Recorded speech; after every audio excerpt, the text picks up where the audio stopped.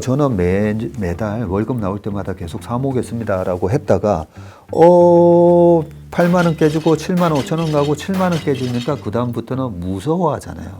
전무님 말씀 듣고 제가 6만 3천 원, 뭐 6만 원까지는 샀는데 5만 원대 들어가니까 무서워서 못 사겠더라고요. 이런 얘기를 하거든요. 정작 투자를 해야 될 때 비쌀 때 주식을 사놓으면 밑에서 못 산다는 거죠.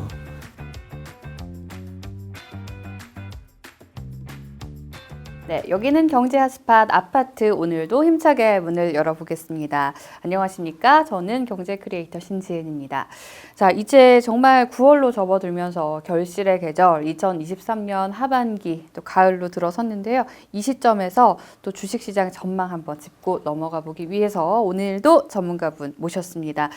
자, 정말 굉장한 수식어를 갖고 계신 분이죠. 동학개미들의 스승, 그리고 여의도의 현인이라 불리시는 채슬리 투자자문 박세익 대표님 모셨습니다. 어서 오십시오. 안녕하세요. 반갑습니다. 네. 자, 일단 제가 동학개미의 스승, 여의도의 현인 이런 네. 별명이 있다라고 말씀을 우리 시청자분들께 드렸는데요. 이런 별명 있는 건 이미 알고 계시죠? 네, 알고 있는데 되게 부담스럽죠. 아, 부담스러우세요? 네, 지금 기분이 다 어떠신지. 맞춰야 되니까요. 기분이 어떠신지 여쭤보려고 했는데 네. 뿌듯함보다는 부담스러움이 더 많으신. 뿌듯하기도 한데 네. 그 정도로 저를 신뢰하고 의지하신다는 뜻이기 때문에 네. 네, 이런 방송 나오기 전에 자료 준비를 어제도 밤 11시 반까지 했던 것 같은데 네. 네, 엄청 부담이 큽니다. 네, 아이고 또 오늘 저희 아파트에 오시기 위해서 또 이렇게 늦게까지 준비하셨다고 하니까 또 저도 더 열심히 해야겠다 하는 생각이 네. 드는데요. 인상이 깊었던 게 피터 린치의 마젤란 펀드를 어떻게 보면 롤 모델로 삼으셔가지고 창업을 하셨다고 알고 있는데요. 어떤 부분에 조금 마젤란 펀드 를 롤 모델로 삼으셨는지 궁금합니다. 피터 린치가 연평균 수익률이 29.2% 나왔었거든요. 네. 마젤란 펀드가. 대단하네요. 네, 네. 대단한 거죠. 우리가 은행 이자가 요즘은 한 4%, 5%까지 그러니까요. 올라오긴 했지만 네. 뭐 3년 전만 하더라도 은행에 넣어봐야 한 1.5% 받으려나, 그죠? 예. 네, 연.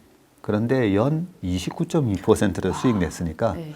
네, 그렇다면 우리가 보통 26%씩 10번을 계속 수익을 내면 네. 정확하게 10배가 되거든요. 아, 그러네요. 네. 네. 그래서 1억을 투자해서 매년 26%씩 수익을 내면 10년 지나면 그게 10억이 되고 네. 그게 또 10년이 지나면 100억이 되는데 연평균 29%를 그것도 1977년부터 1990년까지 수익을 냈었고요. 그때 당시가 그러면 미국이 경제가 고성장할 때 좋은 장에서만 투자한 게 아닌가 이렇게 생각할 수가 있는데 1979년도에는 2차 오일 쇼크가 있었고요. 예. 최근에 고금리 때문에 말이 많잖아요. 네. 네, 그때 지금은 페드가 금리를 5.5%까지 올려놨지만 네. 당시에는 폴 볼커라는 재무장관이 금리를 20%까지 올려놨을 때죠. 그렇죠. 1979년 8월 달에 취임해가지고요. 금리를 그렇게 올려서 1980년, 81년도에 대공황이 다시 온다. 뭐 이런 얘기도 난무할 때 펀드를 운용해서 연평균 29% 야. 예, 수익을 냈고. 타임도 기가 막혔네요. 그렇죠. 그때도. 뭐 네. 그때 또 여러 가지 뭐 상황을 말씀드리면 1985년도에는 그 유명한 플라자 합의라는 예. 게 있었고요. 87년도에는 블랙 먼데이가 또 있었습니다. 예, 그리고 88년, 89년 넘어갔을 때는 아시아 버블이 또 이제 깨지기 시작하는 초입이기도 했었고, 뭐 그런 여러 가지 상황 속에서 연평균 29%를 수익을 냈고, 1990년도에 은퇴하는데 89년까지 한 번도 마이너스 수익률도 낸 적도 없어요. 야, 플러스의 남자네요. 네. 네. 뭐 펀드 매니저라면 네. 피터 린치 같은 그런 어마어마한 어메이징한 수익률을 한번 꿈꿔보는 기도 한데 네. 그 하기 힘들어요.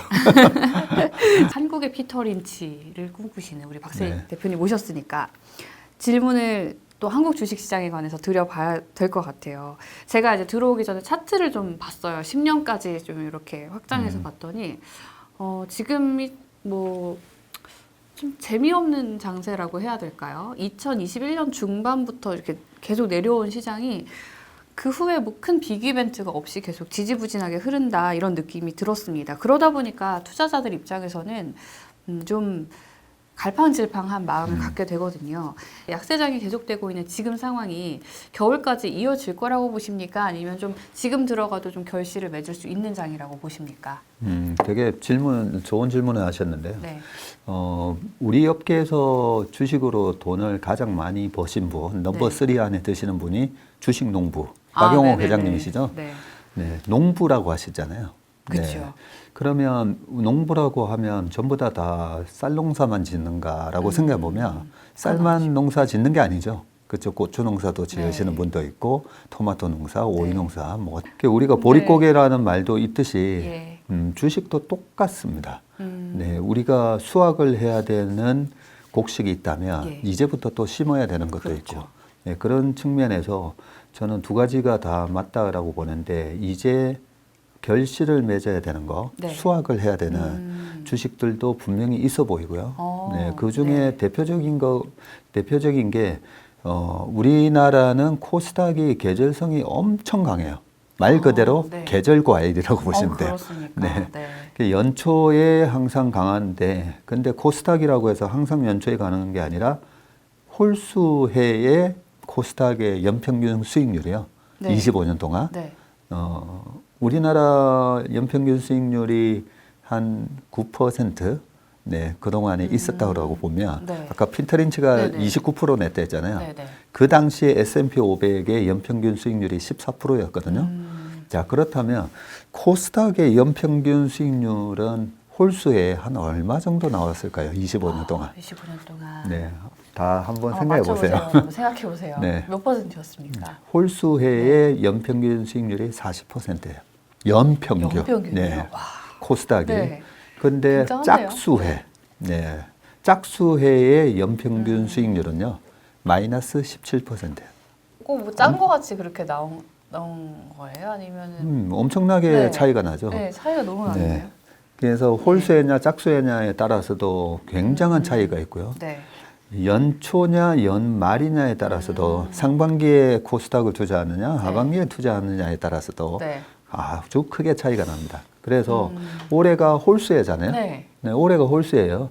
그래서 작년 연말에서 올 연초에 우리나라 코스피는 2134를 작년 9월 말에 찍고 올 1월 6일 날 2180까지 떨어지면서 네. 야, 이제 본격적으로 이제 2차 하락이 오는구나. 그러면서 뭐 1800을 간다 뭐 예. 이런 얘기도 있었고 2000은 뭐 깰 것 같아요라고 많은 전문가들이 얘기했을 때 그런데 좀 허를 찌르는 상승이 있을 거다라는 얘기를 1월 달에 말씀드렸던 이유가 올해가 홀수해인 거죠. 그리고 2023년. 네, 홀수해의 코스닥의 연평균 수익률이 40%라 했잖아요. 네, 코스닥이 정확하게 660에서 이번에 950까지 갔거든요. 네. 40%가 올랐어요. 그러면 지금 이제 9월 달인데 네. 내년은 2024년이잖아요. 짝수해로 이제 들어가게 되는 거죠. 그래서 이번에 코스닥에 들어가셔가지고 네. 수익을 많이 내신 분들은 이제는 좀 이익 실현을 해도 된다. 네. 결실. 그런데 우리가 자세히 보시면 9월에서 10월 넘어가기 전에 그 추석 때 보면 햅쌀 뭐 그리고 네. 사과 뭐 이런 거 막 나오잖아요. 네, 그렇죠. 근데 만약에 농부가 욕심을 내서 여기서 내가 조금 더 계속 가지고 있으면 그동안 이 뜨거운 여름에 무럭무럭 자랐으니까 사과가 이만해지지 않을까 네. 그런 희망을 라고 생각하고 계속 가져갔다가는 9월에서 10월 달에 태풍도 한 번씩 오고 그죠. 날씨가 차가워지면서 다 사과가 썩겠죠. 네, 그런 개념으로 코스닥은 이익 실현을 이제 하는 게 맞는 것 같고요. 네, 모든 코스닥이 다 그런 건 아니지만 네. 올해 크게 올랐던 주식들 이익 실현을 하고 내년에 다시 사도 됩니다. 네. 네, 굳이 뭐 지금 사가지고 나는 10년 들고 갈 거야 안 하셔도 되고요. 네, 내년 되면 또 새로 씨를 뿌리고 얼마든지 할 수 있다라는 점이고 그러면 가을에 심어가지고 뭐 봄에 뭐 보리 농사를 짓는다라고 생각하면 지금은 뭐냐라고 보면 이제 코스피로 좀 눈을 돌려서 볼 필요도 있고요. 그리고 최근에 새로운 모멘텀이 하나 생겼죠. 네, 중국에서 단체 관광을 허용하겠다라고 맞아요. 네. 하는데 단체 관광객 허용에 대한 얘기가 나와도 사실은 이제 머릿속에 과거에 대한 그런 정확한 데이터가 없으면 단체 관광객이 들어오면 얼마나 좋아지지? 얼마나 좋아지는지에 대해서 계산이 안 되거든요. 그렇죠. 가늠이 쉽지가 않죠. 그러면 작년에 퀴즈를 하나 내볼까요? 작년에 네. 우리나라에 중국 관광객이 한 네. 몇 명 들어왔을까요? 아, 너무 어려운 질문을 좀 하시는데 어렵죠. 한번 그래도 맞춰볼까요? 한 중국 인구가 워낙 많으니까 한 3만 명? 아니에요. 네. 너무 많은 것 같아요. 네. 한 500만 명? 500만 명. 작년이 중국이 방역을 너무 강화시키는 바람에 네.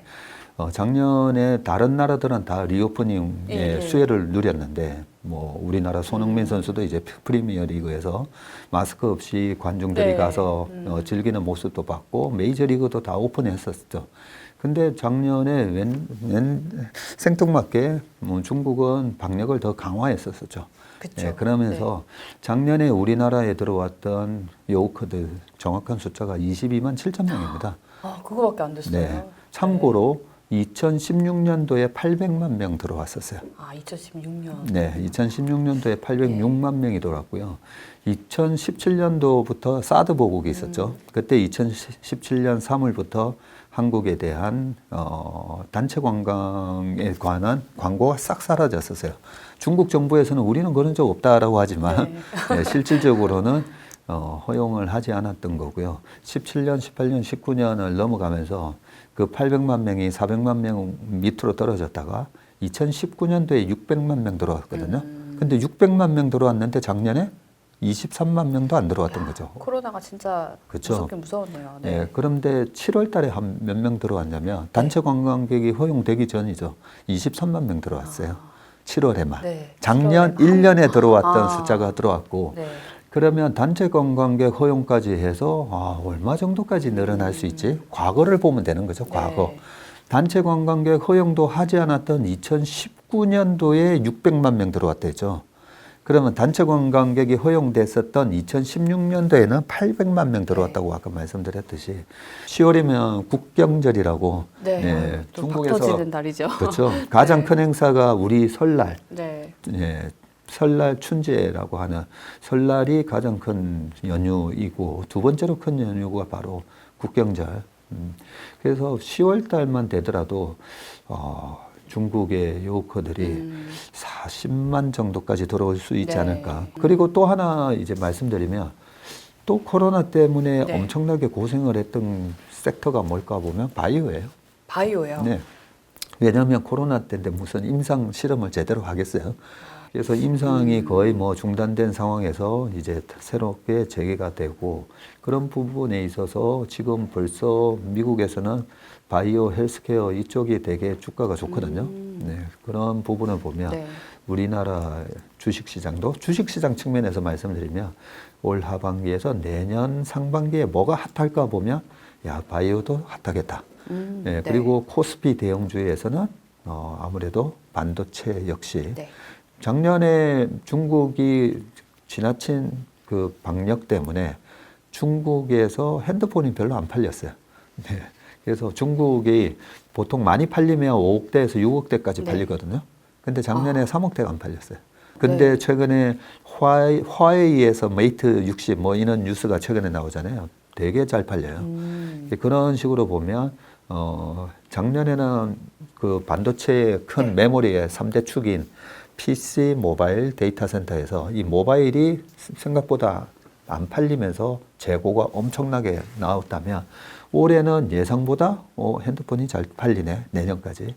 네, 그런 측면으로 보면 말씀드렸듯이 뭐 중국 소비, 바이오 그리고 반도체까지 네, 새로운 이제 농사를 네. 지어서 내년 봄에 결실을 얻으시면 될 것 같습니다. 네, 이게 큰 전망을 좀 해주셨는데 사실 지금 말씀 안 해주신 섹터인데 주식시장에서 굉장히 핫한 섹터 중 하나가 2차 전지잖아요. 네. 2차 전지 관련주의 전망에 대해서는 어떻게 보고 계신지 궁금한 게 또 이게 성장성이 굉장히 큰 섹터다라고 보시는 분들도 계신 것 같은데 어떻게 보십니까, 대표님께서는요? 결론부터 네. 말씀을 드리면 뭐 4월에서 5월 달에 1차 고점이 나왔을 때도 네. 그때도 계속 말씀드리지만 지금은 이제 트레이딩의 영역에 들어갔다라고 보시면 네네. 되는데 트레이딩과 투자의 개념을 잘 모르시는 분들이 있어요. 예, 나는 주식 투자를 한다라고 해놓고 주식 트레이딩을 하고 계신 분이 있고 그 투자와 트레이딩의 개념을 펀드 매니저들도 모르는 경우가 많아요. 어떤 차이가 있죠? 네, 잘 모르시겠죠, 사실. 근데 이게 뭔가 차이가 있을 것 같긴 네. 한데 트레이딩은 뭔가 그냥 좀 매매만 하는 느낌이고 그렇죠. 투자는 막 철학을 가지고 공부하고 투자해야 되는 하는 게 그게 투자인 것 같고요. 그렇죠. 네. 그 부분에 대해서 저희 직원들한테도 네. 이번 주에도 제가 다시 한번 얘기를 한번 네. 했었는데, 자, 투자는 뭐냐면요. 우리가 코로나 때 네. 그리고 작년 페드의 금리 인상 때문에 모든 자산, 모든 주식은 아니지만 우량 주식의 가격이 내재 가치보다 훨씬 밑으로 확 떨어졌잖아요. 네. 네, 확 떨어져 있으면 웬만한 종목 분석 안 하고 코로나 때는 웬만한 주식 사면 다 먹는 구간이었잖아요. 왜냐하면 그렇죠. 네, 다 싸니까. 네. 자, 그런데 코로나 때도 1430 갔을 때 그때 제가 올해 주식으로 돈 벌어서 내년에 3000포인트 네. 넘어갈 거니까 집 사세요. 뭐 이런 말씀을 드렸던 이유가 굉장히 싼 영역이가 있었죠. 그런데 그때 코로나 때 그러면 다 돈을 벌었느냐? 그때 돈을 잃은 사람도 있었어요. 예, 그때도 5월 달에 가장 많이 산 주식 중에 하나가 2등이 곧버스였어요. 이번 2월 달에도 기억납니다. 개인이 가장 많이 네. 산 주식 10개 중에 3개가 곧버스, 인버스, 또 떨어지는 게 베팅하는 뭐 그런 주식들이었는데, 자, 오른다고 해서 다 수익을 낸 거 아니죠. 네. 그러면 굉장히 중요한 부분이니까 한번 잘 생각해 보시면 자산 가격이 가치 대비에 훨씬 싸잖아요. 네. 여기서는 트레이딩을 하는 게 아니에요. 그죠? 그렇죠. 네, 싸니까 그냥 사서 가만히 가지고 있으면 돼요. 가지고 있으면 그냥 알아서 쭉 올라갈 건데, 어떤 우를 범하셨냐면 그때 코로나 때도 보고 작년 연말에서 올 초에도 보면, 자, 여기서 한 번 더 빠질 거니까 그래서 일단 손실이 나 있어도 무조건 팔았다가 더 떨어지면 사세요. 트레이딩을 얘기한 거예요. 근데 그 트레이딩에서는 어떤 얘기를 했어야 되냐면, 혹시 내 생각대로 안 떨어지면 20일 아니면 뭐 60일 평균을 뚫게 되면 거기서는 그래도 쫓아가면서 사야 됩니다. 라는 얘기를 해줘야 되는데, 네. 그게 아니라 그냥 막연하게 한 번 더 떨어지면 사세요. 뭐 이런 얘기만 하고 있는 거죠. 근데 내재 가치보다 더 떨어져 있는 구간에서는 그런 단기적인 예측이 맞지도 않고요. 크게 소용이 없을 것 네, 같아요. 소용이 없어요. 네. 그냥 사서 투자를 한다는 마음으로, 근데 얼마 동안? 최소한 6개월에서 1년은 내가 가지고 있을 거야. 1년이면 네. 그렇게 긴 시간은 아니잖아요. 그렇죠. 네, 그러면 제가 네. 왜 코로나 때나 작년 하반기에 막 나와가지고 강세론자들 다 없어졌는데 저 혼자 막 나와가지고 사세요 하잖아요. 왜냐면 싸니까 사라고 하는 거예요. 네, 2,500 밑에서 사면 거의 무조건 먹으니까. 그렇죠. 주워 담는 거죠. 네, 그것도 저가에서. 네, 길게도 아니고 1년 안에 다 수익 나니까. 그런 차원에서 투자를 하라고 말씀을 드리는데, 계속 어떤 분들이 자꾸만 옆에서 이제 트레이딩 개념으로, 아니 한 번 더 빠질 네. 거니까 여기서 뭐 트레이딩을 얘기하는 거죠. 그래서 싼 영역에서 트레이딩을 하면 안 되는 거고요. 자, 그러면 네. 이제 반대로 저 위에서 3,000이 넘어갔을 때 분명히 보면 비싼데, 네. 예, 분명히 보면 비싼데 21년도에 3,000포인트면 넘어간다라고 얘기한 사람 아무도 없었는데, 네, 3,000을 넘어가고 3,150이 됐을 때 이제 저희 회사는 자금을 안 받습니다라고 얘기하면서, 여기는 비싼 영역입니다라는 얘기를 이제 해드리면서, 자, 비싼 영역인데도 왜 많은 분들이 거기서 주식을 사냐면요, 투자를 한다라고 사고 있어요. 주식이 비싼데 비싼 영역에서는 뭘 해야 되냐면 트레이딩을 해야 되는 거예요. 트레이딩을 해야 되는데 비싼 영역에서 그냥 주식은 사고 파는 게 아니에요. 네, 그냥 10년 계속 네. 묻어둔다는 마음으로 사세요. 그렇죠. 네, 저는 그냥 장기적으로 주식 계속 살 거예요. 그걸로 저희가 경제적 자유를 얻을 거예요. 라고 투자의 비싼 영역에서 네. 이제 투자의 개념으로 들어와요. 자, 잘 들어 놓으시면 중요한 부분인데, 자, 그러면 작년에 저희는 이제 삼성전자를 그때 다 팔았었지만, 작년에 제가 삼성전자 계속 사라고 그러죠. 왜냐하면 투자의 개념으로 들어온 분이면 9만 원에 샀더라도 6만 원이 깨져도 사야 된다는 거죠. 그렇게 사야 평균 단가가 7만 5천 원이라도 네. 돼서 이번에 거의 본전이라도 되는 그렇죠. 거잖아요. 근데 투자의 개념으로 저는 매달 월급 나올 때마다 계속 사모겠습니다라고 했다가 8만 원 깨지고 7만 5천 원 가고 7만 원 깨지니까 그 다음부터는 무서워하잖아요. 맞아요. 네, 정확하세요. 무서워하면서 네. 전무님 말씀 듣고 제가 6만 3천 원, 뭐 6만 원까지는 샀는데 5만 원대 들어가니까 무서워서 못 사겠더라고요. 이런 얘기를 하거든요. 투자의 개념, 정작 투자를 해야 될 때 비쌀 때 주식을 사놓으면 밑에서 못 산다는 거죠. 네, 그래서 우리가 주식을 살 때 비싼 영역에서는 뭐 트레이딩에 내가 정말 트레이딩의 고수면 자 아까 밑에서도 트레이딩에 잘못된 조언을 했댔잖아요. 비싼 영역에서 트레이딩으로 들어가신 분들은 딱 정해놔야 돼요. 투자가 아니고 트레이딩이 때문에 네. 보통 이제 트레이딩을 하시려면 20주 이평선이나 5주 이평선이 깨질 때마다 주식을 오히려 줄여야 되는데 트레이딩을 잘못 하시는 분들이 비싼 영역에서 자 고점 찍고 이제 떨어지는 어깨에서 고수들은 트레이딩의 고수들은 딱딱딱 손절매를 해요. 오히려 이익을 많이 냈던 트레이딩의 고수들도 자 여기서 3분의 1 잘라먹고 그 다음에 잘라먹고 떨어질 때마다 잘라먹어요. 네. 네, 그러면서 합산 평균이 저 위에 있는 거죠.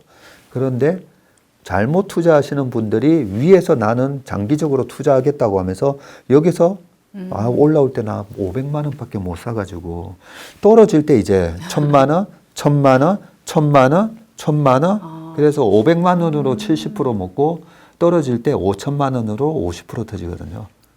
네, 그 개념을 모르고 네. 평생 주식만 들어가면 나는 왜 이렇게 물리지 이런 얘기를 하시는 겁니다. 그래서 결론을 다시 한번 말씀드리면 4월, 5월 달부터 이제 에코프로 네. 얘기하셨길래 지금은 이제 트레이딩의 영역으로 들어갔다라고 말씀을 드렸던 거고요. 네. 투자를 하려면 10월 달에 다시 투자를 해도 되고 내년에 짝수회가 예. 안 좋다 했잖아요. 네. 네. 짝수회라고 모든 종목이 빠지는 건 아니지만 하반기로 가면 갈수록 대주주 과세 요건이라는 것 때문에 우리나라 코스닥이 약한 거거든요. 예. 투자의 개념으로는 하반기에 충분히 싼 가격으로 주식을 살 수 있는 기회를 주니까 네. 조급해하면서 막 위로 쫓아가면서 사지 마시라는 얘기를 했던 거고요. 지금도 네. 똑같아요. 지금도 트레이딩에 내가 정말 나는 고수야라고 하는 분들은 뭐 들어가셔서 뭐 15분 봉 보면서 매매하시면 돼요. 하시면 되는데 나는 3년 정도 한번 가져가보고 네. 싶은데 뭐 그런 생각을 하시는 분들은 10월 말에서 12월 초까지 보통 코스닥 종목들이 많이 빠지니까 그때를 한번 노려보시고 생각만큼 안 빠져도 그때부터는 사셔도 돼요. 생각만큼 안 빠져도 네. 그만큼 좋다는 거니까. 네. 알겠습니다. 2차 전지 투자를 생각하고 계신 분들이라면 너무 마음 급하게 투자는 안 하셔도 될 것 같다 생각이 드네요. 2차 전지 하나만 더 말씀드리면 네. 이런 계절성이 있더라도 정말 펀더멘털이 너무 좋아서 뭔 소리야 다음 분기에 실적 서프라이즈나 그러면 사는 거예요. 예. 우리가 많은 대중들이 기대하는 것보다 훨씬 뭔가 좋은 일들이 있을 수가 있으면 그러면 사도 돼요. 그런데 최근에 보면 에코프로 머티리얼즈라고 네네. 상장하고 준비하고 있잖아요. 네네네. 오늘 아침에 읽은 기사인데 에코프로 머티리얼즈의 김병훈 대표님이 코멘트 해놓은 걸 쭉 제가 읽다 보니까 네. 올해는 작년만큼 실적이 좋지는 않다라고 돼 있어요. 네, 작년에 한 360억 정도 네. 영업이익이 났었는데 올해는 작년만큼 실적이 좋지는 않지만 라고 답을 얘기해 주신 정답을 거잖아요. 주셨네요. 네. 그래서 2차 전지 같은 경우에 최근에 보면 작년부터 니켈 네. 가격이 급등하고 그다음에 리튬 가격도 급등을 했다가 떨어지고 그런 가운데 판가가 원재료비에 연동을 해서 움직이게끔 돼 있거든요. 그러면 원재료비의 동향만 보더라도 이번에는 판가가 어떻게 될지 그러면 애널리스트들의 예측은 그 원재료 가격이 어떻게 움직이는지를 전혀 모르고 그냥 미래에 대해서 예측을 해놓은 거거든요. 그러면 이번에 실적이 어떻게 나올 거다, 이번에 매출이 어느 정도 나올 거다는 Q는 정해져 있는데 P를 잘 모르는 거거든요. 그러면 그 P 부분에서 아니 이번에 탄산 리튬 가격이 고점 대비해서 지금 거의 60% 빠졌죠. 계속 빠지면 이번에는 판가랑 영업이익이 썩 좋지는 않겠구나. 네. 그렇게 예상을 할 수가 있고 그렇게 추측을 했는데 김병훈 대표님의 또 코멘트에서 이제 확신을 할 수가 있는 거죠. 그렇다면 저희 같은 보통 주식 오래된 사람은 어떻게 주식을 사냐면 이번에 실적 안 좋게 나왔거든. 그래서 실적 발표하는 날 사라고 지시를 해요. 실제로. 그리고 실적이 좋을 거다라고 알고서 주식 산 거는 발표 나올 때 오히려 거기다가 팔잖아요. 그래서 루머에 사서 뉴스에 팔아라. 이런 말이 있듯이 2차 전지 뭐 에코프로나 이런 거에 대해서는 이번에 실적을 발표하는 그러면 3Q가 언제죠? 7, 8, 9잖아요.